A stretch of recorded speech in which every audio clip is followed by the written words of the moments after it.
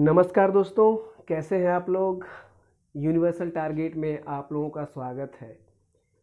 तो आइए दोस्तों, आज हम पढ़ेंगे आज की जो हमारी वीडियो होगी 16 महाजन पद।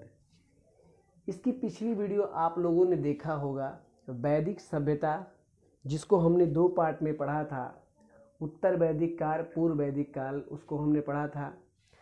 वैदिक काल में आप लोगों ने देखा था कि आर्यों का आगमन हुआ था। आर्य ही जो कि वैदिक के संस्थापक माने जाते हैं, और उसमें हमने वेदों को पढ़ा था। कुछ उनसे जानकारी जो खास तौर से जो मिलती उनको पॉइंटेड करके हम लोगों ने पढ़ा था।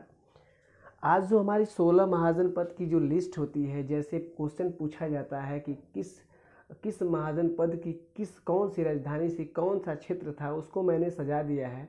कुछ 2, 4, 5 इंपॉर्टेंट है जो कि महाजन पद की लिस्ट कहाँ से मिलती है, ऐसे क्वेश्चन जो बनते हैं उसको मैंने सजा दिया है। तो चलिए चलते हैं, पढ़ते हैं 16 महाजन पद।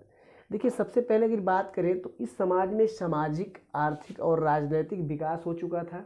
क्या विकास हुआ था? सामाजिक, आर्थिक और राजनैतिक 16 महाजन पदों में विकास हो चुका था। ठीक है। उसके बाद देखिए, विकास का जो चरण था, पहले क्या था? परिवार में था। फिर परिवार के बाद कुल में बदल गया, कुल के बाद ग्राम में बदल गया, और ग्राम के बाद जन में, और जन के बाद जनपद। जैसे आप देख रहे हैं, पहले क्या था? पहले एक परिवार था। ठीक है। परिवार के बाद आपका कुल में बदल गया, कुल के बाद आपका किस में बदल गया? ग्राम में बदल गया, ग्राम के बाद आपका जनपद में बदल गया, और जनपद के बाद आप देख रहे हैं महाजनपद में बदल गया। तो किस तरह श्रृंखला आप देख रहे हैं, छोटे से लेकर 16 महाजन पद जो है छोटे से लेकर बड़े में बदलते चले गए। ठीक है। तो इस तरह 16 महाजन पद से क्वेश्चन पूछा जाता है। एक क्वेश्चन और पूछा जाता है कि 16 महाजन की पद की जो लिस्ट थी, ये कहाँ से मिली है और कहाँ से खोज हुई है। तो ये एक बौद्ध ग्रंथ है, अंगुतर निकाय, जो 16 महाजन पद का प्रमाण यहाँ से मिलता है। एक भगवती सूत्र जो जैन ग्रंथ है, यहाँ से भी 16 महाजन पदों की लिस्ट का प्रमाण मिलता है। देखिए, उस समय जो लिस्ट चलती थी, ये आपके 16 महाजन पद थे। तो 16 महाजन पद में अगर बात किया जाए तो 2 बात देखेंगे। अंगुतर निकाय ने क्या कहा है कि उसमें 2 तरह से वहाँ पे कार्य चलता था, एक राजतंत्र, एक गणतंत्र। राजतंत्र का मतलब होता है कि जहाँ का राजा मुखिया हो, उसके हिसाब से वहाँ की जनता चलती थी। जबकि गणतंत्र की बात करें तो वहाँ जनता के द्वारा वहाँ पे कार्य किया जाए, जनता के मुख्य उद्देश्य जो थे वही पूर्ण होते थे, जो जनता चाहती थी वही करती थी। और राजतंत्र में क्या था कि राजा का शासन था, राजा जैसे चाहता था वैसे अपने शासन को चलाता था। तो ये दोनों बात आप याद रखें, अंगुतर निकाय में कब बोला गया। उसके बाद देखेंगे वैशाली, जो एक पॉइंट बहुत इंपॉर्टेंट नोट किया है। ठीक है। एक वैशाली महाजन पद है। ठीक है। तो वैशाली का लिच्छवी गणराज्य विश्व का प्रथम गणराज्य माना जाता है। ठीक है। वैशाली का लिच्छवी गणराज्य विश्व का प्रथम गणराज्य माना जाता है, जो वज्जी से संघ की राजधानी थी। ठीक है। जो वज्जी से संघ की राजधानी थी, जिसका गठन 500 ईसा पूर्व में हुआ था, जिसकी पहचान बसाड़ नामक गांव से की जाती है। ठीक है। किस गांव से? तो आप नोट कर लेंगे, बसाड़ नामक गांव से की जाती है। आगे देखें, काशी शक्तिशाली राज्य था। ठीक है। काशी शक्तिशाली राज्य था, पर कौशल के शक्ति के सामने क्या किया? आत्मसमर्पण था। क्वेश्चन बनता है कि काशी जो था किसके सामने आत्मसमर्पण कर दिया था? तो कौशल के सामने क्या कर दिया था? आत्मसमर्पण कर दिया था। बुद्ध काल में गंगा घाटी में 10 गणराज्यों के अस्तित्व का प्रमाण मिलते हैं। ठीक है। देखिए, गंगा घाटी में 10 गणराज्यों के अस्तित्व के प्रमाण मिलते हैं। तो ये 4-5 पॉइंट ऐसे थी।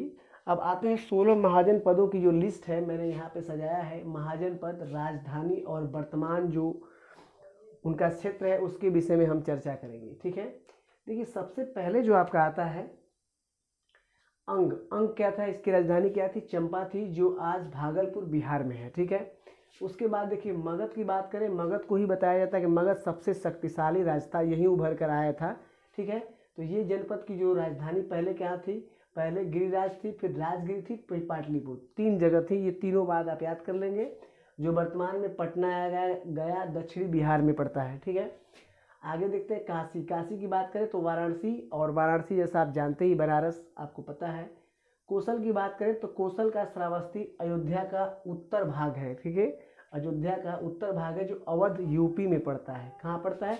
अवध यूपी में। आगे देखिए, वज्जी के 10 गणराज्य थे। वज्जी के 10 गणराज्य थे, जो कि वैशाली राजधानी थी, बिहार का मुजफ्फरनगर यहाँ पड़ता है। ठीक है, आगे देखते हैं मल्ल जो उसके 2 गणराज्य थे, जो कुशीनगर आपकी राजधानी है, जो देवरिया यूपी वर्तमान में पड़ता है।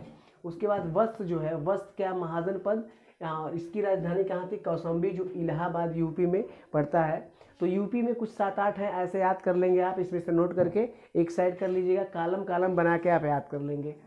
चेदी की बात करें तो चेदी महाजनपद तो था, इसकी राजधानी थी शक्तिमती नगर, जो बुंदेलखंड में पड़ता है। कहाँ पड़ता है, बुंदेलखंड में।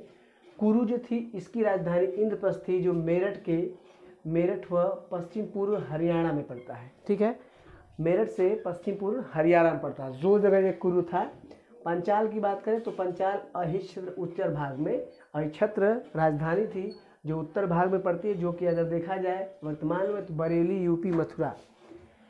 उसके बाद मत्स्य की बात करें, मत्स्य जो था विराट नगरी थी, जयपुर भरतपुर पड़ता है, आप जानते भी हैं, आपको पता है जयपुर। उसके बाद सुरसेन जो है मथुरा यूपी में, ब्रजभूमि यूपी, आप नोट कर लेंगे। अस्मक जो है पोटली में पड़ता था, जिसकी क्षेत्र की बात करें तो आपका महाराष्ट्र पड़ेगा, मुंबई। उसके बाद अवंती जो है, अवंती की बात करें तो अवंती उज्जैन में पड़ेगा, जबकि इसका क्षेत्र एमपी का मालवा था। उसके बाद गंधार की बात करें तो ये दोनों आप लिस्ट देख रहे हैं, ये अपने भारत से बाहर की बात है। गंधार की राजधानी तक्षशिला थी, जो पाकिस्तान में पड़ती है। कंबोज की राजधानी राजपुर है, जो कुछ भाग जम्मू कश्मीर था और पाकिस्तान मुख्य भाग था, तो ये दोनों बाहर थे। तो ये लिस्ट थे, इस लिस्ट को आप लोग नोट कर लेंगे। ठीक है, 2-4 बार रिपीट करेंगे, कालम कालम 4 का बना के। यूपी वालों को अलग कर दीजिए, ये दोनों जो है पाकिस्तान एरिया का अलग कर दीजिए, यूपी को अलग कर दीजिए। 3-4 ऐसे याद कर लेंगे तो याद हो जाएगा, 4-5 बार प्रैक्टिस करेंगे याद हो जाएगा। ठीक है, और ये 4-5 पॉइंट नोट कर लीजिए। इसके बाद इसमें जो मगध साम्राज्य की बात करें, ये मगध साम्राज्य इनमें से सबसे पहले उभर के आता है। तो इसी में से जैसे आप जानेंगे वेद्रथ वंश, ठीक है, उसके बाद हर्यक वंश, फिर उसके शिशुनाग वंश, फिर महापद्म नंद का नंद वंश, और उसके बाद मौर्य वंश। ऐसे वंश आए थे, एक वंश को एक वीडियो में पढ़ाते जाएंगे, आप पढ़ते जाएंगे। उम्मीद करता हूँ वीडियो अच्छी लगी तो लाइक करिए, सब्सक्राइब कर दीजिए। फिर अगली वीडियो मिलेंगे, तब तक के लिए थैंक यू।